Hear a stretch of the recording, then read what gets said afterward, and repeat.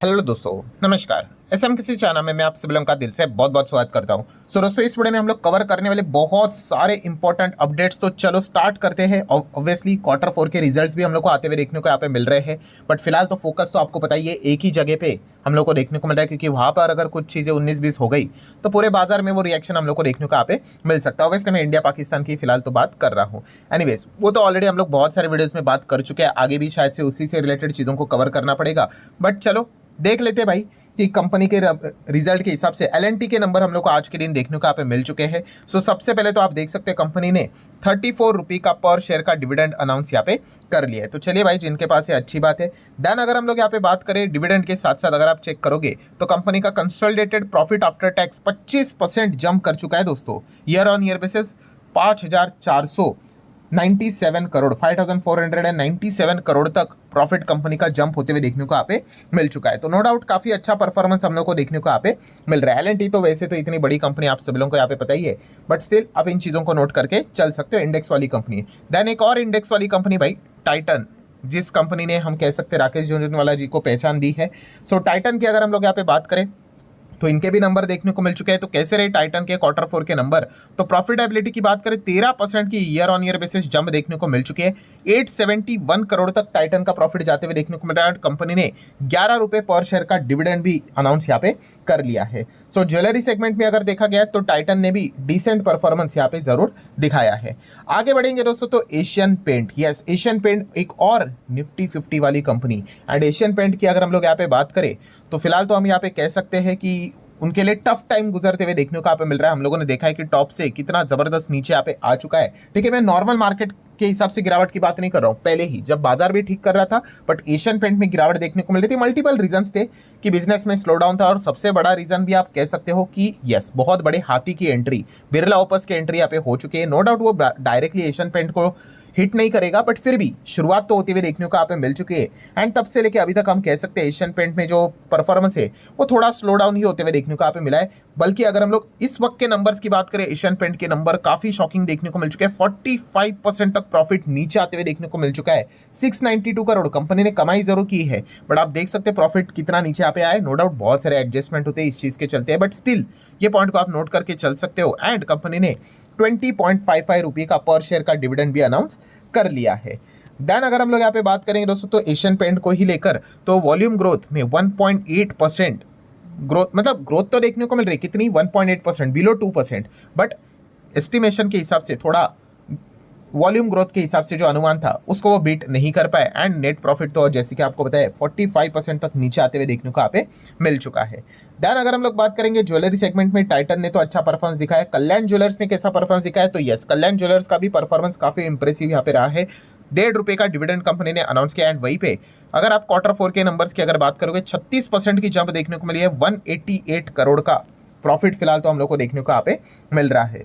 कितना, 188 करोड़ का प्रॉफिट। ठीक है, सो कल्याण ज्वेलर्स के भी नंबर की अगर हम लोग बात करें तो ठीक परफॉर्मेंस देखने को यहाँ पे मिल चुका है। अब आ जाते हैं दोस्तों सबसे इंपॉर्टेंट पॉइंट के ऊपर। एक चीज सबसे ज्यादा हम लोग को चर्चे का विषय बनते हुए देखने को मिल चुकी है, कौन सी, यस ड्रोन। क्योंकि आप सभी लोगों को पता है इंडिया पाकिस्तान में जो भी चीजें चल रही है, ठीक है, तो बोला जा रहा है पाकिस्तान पे अटैक हुआ है, ड्रोन अटैक हुआ है, कोई बोल रहा है सीरियल ब्लास्ट हुआ है करके, ठीक है। बट जो भी चीजें हम लोग को होते हुए देखने को मिल रही है उसमें ड्रोन पॉपुलर यहाँ पे क्यों हो रहे हैं, क्योंकि बताया जा रहा है कि जो उनके शहर, ठीक है, कराची, लाहौर की अगर हम लोग बात करें, बहुत सारे शहरों के ऊपर ड्रोन अटैक होते हुए देखने को मिले हैं। सो ड्रोन की अगर हम लोग बात करें दोस्तों तो देखिए ड्रोन में भी अलग अलग टाइप के प्रकार आपको देखने को मिल जाते हैं।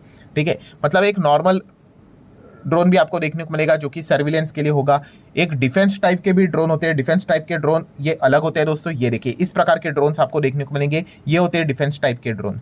ठीक है, एंड फिलहाल अगर हम लोग यहाँ पे बात करें दोस्तों तो आप सभी लोगों को पता है पाकिस्तान में जो भी चीजें यहाँ पे बोली जा रही है इसमें इस प्रकार के ड्रोन का इस्तेमाल यहाँ पे हुआ है। एंड इसमें अगर हम लोग यहाँ पे बात करें दोस्तों तो अदानी कंपनीज का भी नाम हमारे सामने आते हुए देखने को यहाँ पे मिल रहा है, क्योंकि कामाकाजी ड्रोन इस्तेमाल किया। अभी कामाकाजी ड्रोन क्या होते हैं इससे रिलेटेड मैंने बातें आप लोगों को यहाँ पे बताई थी, आगे भी जरूर कंटिन्यू बताऊंगा। बट उससे पहले आपको याद दिलाना चाहूंगा, let's learn stock market and finance इस चैनल पे जरूर विजिट करना। आज का वीडियो काफी इंपॉर्टेंट है भाई, कि डीमैट अकाउंट को सुरक्षित कैसे रखना है इसको जरूर देख लेना। बहुत सारे लोग गलतियां करते हैं और फिर बाद में उनका डीमैट अकाउंट हैक होता है। सो ऐसा बिल्कुल नहीं करना है। काफी लोगों के डीमैट अकाउंट इसके पहले भी हैक हो चुके हैं, तो क्या क्या नहीं करना है इसको जरूर देख लेना। इस वीडियो में मैंने सारी बातों को एक्सप्लेन किया है, लिंक आपको इस वीडियो की ऊपर आई बटन पे आपको मिल जाएगी, जो कि let's learn stock market and finance इस चैनल के ऊपर आज ही के दिन 4 बजे के आसपास वीडियो अपलोड हो चुका है। तो चलो हम हमारे टॉपिक को कंटिन्यू कर लेते। कहाँ पे थे हम लोग? Kamikaze drone. अभी ये कामाकाजी ड्रोन क्या होते हैं दोस्तों? जैसे मैंने बोला ना, ड्रोन के प्रकार होते हैं। ये जो ड्रोन है कामाकाजी ड्रोन, ये उड़ेगा, ठीक है, और उड़ने के बाद वो वापस नहीं आएगा भाई। वो उड़ने के बाद डायरेक्टली जाके उसका जो टारगेट रहेगा उसको हिट करेगा और खुद को ब्लास्ट करवा के लेगा, ठीक है। ये जो वर्ल्ड वॉर हुआ था ना, तब जापान में ये चीज़ें हम लोग को होती हुई देखने को मिली थी कि डायरेक्टली जाके वो क्या करते थे, अपने प्लेन्स को ही घुसा देते थे और ब्लास्ट करवा देते थे। तो इसी के हिसाब से ये नाम बना है कामाकाजी ड्रोन। ये जाएगा और सीधा जाने के बाद सीधा ऐसे ब्लास्ट यहाँ पे हो जाते हैं। एंड इसमें अगर हम लोग यहाँ पे बात करें, ठीक है, तो अदानी कंपनी का नाम सामने आ रहा है। तो जो लोग पूछ रहे हैं तो उनको बताना चाहूँगा, वैसे तो अदानी डिफेंस से रिलेटेड अगर आपको कोई कंपनी स्टडी करना है तो अदानी एंटरप्राइजेज स्टडी करना पड़ेगा, ठीक है, वरना इनके बाकी के बिजनेस अलग अलग लिस्टेड तो जो देखने को आप मिल रहे हैं वो तो अवेलेबल है। इसीलिए जो बोलते हैं ना कि क्यों अलग से डीमर्जर इंपॉर्टेंट होता है, कि अगर कोई कंपनी अलग से डीमर्ज होगी तो उस पर्टिकुलर कंपनी में हम लोग को प्रॉपर रिएक्शन देखने को मिलता है। अभी अदानी से रिलेटेड डिफेंस में काम करने वाली कंपनी जो भी आपको देखने को मिल जाती है वो अलग से लिस्टेड तो है नहीं, वो तो अदानी एंटरप्राइज के ही बीच में है, तो वो प्रॉपर रिएक्शन देखने को नहीं मिलता है, ठीक है। एंड ड्रोन के चलते अगर कोई ये सोचेगा कि मैं अदानी एंटरप्राइज को उठा लूँ, तो भाई अदानी एंटरप्राइज के अंदर इतने सारे बिजनेस है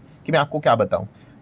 तो ये एक पॉइंट हम लोग को देखने को यहाँ पे मिल जाता है। देन अगर हम लोग बात करें ड्रोन से रिलेटेड ही, तो आपको पता है हमारे इधर नगस्त्र 1 ये ड्रोन हम लोग को देखने को मिला था। ये कौन सा है? ये कामाकाजी ड्रोन हम लोग को देखने को मिल जाता है। और ये ड्रोन में अगर हम लोग बात करें तो आपको पता है कौन सी कंपनी बड़े लेवल पे काम करती है? Solar industry. यस, इसीलिए आप देख सकते हो पिछले 1 महीने में सोलार इंडस्ट्री 20% तक भागते हुए देखने को यहाँ पे मिल चुका है, ठीक है। ये जो जब से ये चीज़ें स्टार्ट हुई तब से लेके अभी तक आप यहाँ पे कह सकते हो बहुत बड़े तेजी का योगदान देखने को यहाँ पे मिल रहा है। क्यों? क्योंकि कामाकाजी ड्रोन में ही इसका बड़ा योगदान है और इसके पहले भी इंडियन आर्मी की ओर से भी इनको काफ़ी सारे ऑर्डर्स यहाँ पे मिले थे, ठीक है। तो इस प्रकार की चीज़ें हम लोग को इस कंपनी में होते हुए देखने को यहाँ पे मिल रही है। नेक्स्ट अगर हम लोग यहाँ पे बात करेंगे दोस्तों, तो future and option. Yes, FNO की अगर हम लोग बात करें, आपको पता ही है एफएनओ तो कई समय से यहाँ पे हम लोग को काम करते हुए देखने को यहाँ पे मिलता था। बट उसके बाद एफएनओ में अगर हम लोग बात करें, वॉल्यूम एकदम ज़बरदस्त तरीके से बढ़ते हुए देखने को मिले। क्यों? रिटेल पार्टिसिपेंट, बहुत सारे रिटेल प्लेयर यहाँ पे आ गए, जो कि कोई गलत बात नहीं, बट भाई एफएनओ में पैसे बनते हैं नहीं। मैं 1 दिन 2 दिन के पैसे मतलब कमाने की बात नहीं कर रहा हूँ, ठीक है। मतलब बोलते हैं ना आप 1-2 चौके लगा रहे हो और खुद को बैट्समैन बोल रहे हो, वैसा नहीं, ठीक है। नेट परफॉर्मेंस क्या है, ठीक है। नेट परफॉर्मेंस मतलब साल के अंत तक आप कितना कमाते हो। तो एफएनओ में जो भी इंडिविजुअल आपको देखने को मिलते हैं, सेबी की रिपोर्ट है, इंडिविजुअली आपको ना के बराबर कमाने वाले मिलेंगे, कोई है ही नहीं, ठीक है। एंड मैक्सिमम सब लोग आपको पता ही है खुद का गुजारा कैसे करते, कोर्स बेचकर ही करते हैं, ठीक है। एफएनओ में आप पैसा यहाँ पे नहीं कमाते हो, ठीक है। कोई आपको एक्सेप्शनल एक कोई एग्जाम्पल मिल जाएगा वो अलग बात है, बाकी सब के सब आपको पता ही है कि क्या चीज़ यहाँ पे चलती है।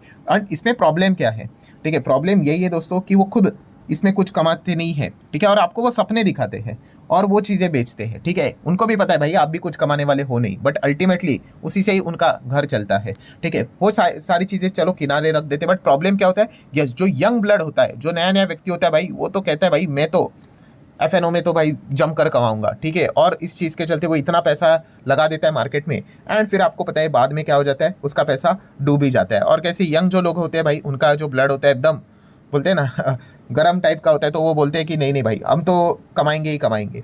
तो इसीलिए हम लोगों ने देखा था भाई कि सेबी ने बहुत सारे एक्शंस यहाँ पे लिए थे, एफएनओ को रेस्ट्रिक्शन में यहाँ पे डाला था। एंड उसके बाद हम लोगों ने देखा एफएनओ के वॉल्यूम्स भी बहुत यहाँ पे कम हुए थे, ठीक है, क्योंकि यूजुअली कमाई होती ही नहीं है। सो इसीलिए अभी हम कह सकते हैं दोस्तों, सेबी एक और यहाँ पे मतलब उनके पैनल की मीटिंग हम लोग को देखने को मिले, जिसका एजेंडा है यही है कि एफएनओ 2.0 रेगुलेशन लेकर आए, ठीक है, जिसमें एक्सपायरी डेट से रिलेटेड भी कुछ नए नियम कानून हम लोग को आते हुए देखने को यहाँ पे मिलने वाले हैं, ठीक है। सो बेसिकली हम कह सकते हैं दोस्तों, और कुछ हम लोग को चीज़ें एफएनओ को मतलब रेस्ट्रिक्ट करने से रिलेटेड भी शायद से सामने आते हुए देखने को मिलेगी। हाँ, इसमें एक अच्छा बात ज़रूर है कि जो ये बातें बोली जा रही थी कि एफएनओ करने के लिए कोई टेस्ट होना चाहिए, एलिजिबिलिटी टेस्ट होना चाहिए, तो ऐसा कुछ भी नहीं है। सेबी के जो नए चीफ हम लोग को देखने को यहाँ पे मिल रहे हैं, उन्होंने सीधा सीधा इस चीज़ को खारिज किया। उन्होंने बोला है कि इस प्रकार का कोई टेस्ट बिस्ट होने वाला है नहीं, बट यस रेस्ट्रिक्शंस जरूर आने वाले, और भी रेगुलेशंस वो बना रहे हैं, तो इसको आप नोट करके चल सकते हो। देन हम लोग बात करेंगे दोस्तों, इंटरेस्ट रेट कट होते हुए देखने को मिल रहा है। किसकी मैं बात कर रहा हूँ? Bank of England. Yes, Dalal Street weekend जो हमारा संडे का वीडियो होता है उसमें मैंने आपको बताया था